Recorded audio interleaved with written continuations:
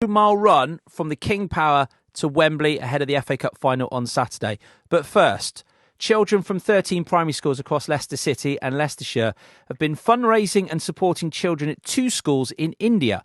It's through the Discovery Schools Academy Trust, who with an educational charity in India called Asha. They're funding Asha Warriors, that's children from the schools they support, who visit 2 particular slums in Delhi, educating people on how to keep safe during the current COVID pandemic. And after the show on Friday, there was a virtual live link-up between the 2 continents, and I was lucky enough to join them. And in this piece that I'm about to play you'll hear from David Briggs. David's Director of Primary for Discovery Schools Trust, Dr Kiran, who's the founder of Asha, and Tushar, he's one of the Asha Warriors. First of all, thank you so much for all the things that you have been doing for people like us living in slums. It's been a great help. It would have been not possible without your support. Like hundreds and thousands of lives have been saved just because of the support that you guys have been providing to us. As a trust of schools in Leicester, there's 13 schools within Discovery, and we've been working with Asha for the last, about 10 years now, over 10 years. And every year we've sort of gone out to Asha, to New Delhi, to support and help the children living in the slums of Chandapuri and Seelampur and Ananagar. And it's been an amazing, amazing experience.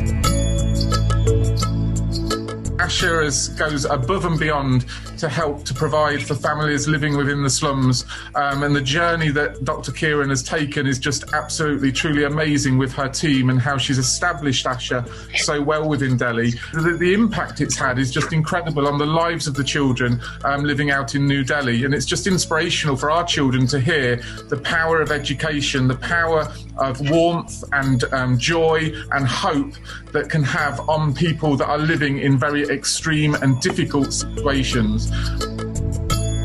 This is really exciting because today we've got some of our head teachers. We've got Nikki Ball with us. Where's Nikki? There's Nikki. She's dressed up as a rock star today. We've also got Michelle Tobin, who's the head teacher at Redlands, another rock star. And we've got Kathy as well from Fossbrook. And Kathy's school just recently. Kathy, do you just want to tell the Asha people what you were doing at your school? Yeah, it was actually back in November. We have a dedicated week at Fossbrook where we learn about Asha and teach the children about India. And we did a sponsored Bollywood dance with all the children in the school. So we've raised just over £800, which hopefully will be wending its way to you shortly. So help your efforts out there. So we love finding out about it and we're really proud to help. So it's great to be part of today. So thank you. So we'll go over to Michelle and Nikki at Redlands and with their Asha ambassadors, and hopefully they'll tell us a little bit about what they've been doing. Hi, so it's lovely to see you again, Dr Kiran. We had an amazing time when I went over to work with the beautiful people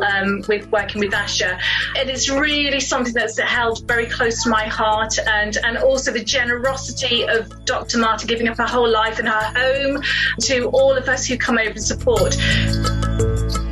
Dr Kiran, the pandemic is one thing. It's growing in some cases, particularly in India at the moment, where before areas had got a grip on it. That's one thing. But then, of course, you've got growing up in slums. And for people listening and waking up this morning to our breakfast show, I wonder if you can just put into context what that is like, what life is like if you grew up in a slum in India. I mean, this pandemic has been so horrendous for our slums. Social distancing is just theoretical in the case of a slum. They also share all common services. So there are crowds when there's water facility or when there are tankers of water that arrive. There's large numbers of people have to go and fill up their cans. Or when they go to public toilets, again, they all have to share. And then, sanitizers are not something that they can afford. They wear dirty masks a lot of times because they can't keep on affording to buy masks, and, they don't have medical masks. And also a lot of them COVID-19 has become a stigma, so they don't tell people that they have COVID-19, they just hide. Following what Dr Kiran's just said, does that create a fear amongst people? And why it's so important to have your Asha warriors, the people like yourselves who are going out to educate people? Well, of course, people are very afraid of this pandemic. Most of the people in our slums are daily wage laborers who have lost their employment, and my father is also one of them. them. So there's a problem and fear of not getting food. And what if you are found positive with COVID? Where will you quarantine? Government or the hospital officials will take you away. And the location of quarantine, that will be very far away from your home. There will be no one to see you. There are elderly who are living alone. Their children have left them in this situation. They are living somewhere and the elderly are in slums. So what we do is, which we think is very important nowadays, is providing emotional support.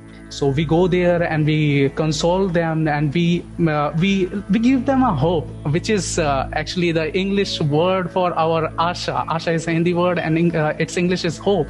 So we give them just the hope that everything will be fine soon.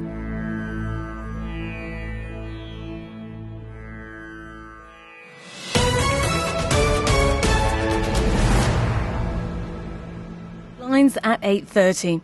Leicestershire and Rutland's new police and crime commissioner has been telling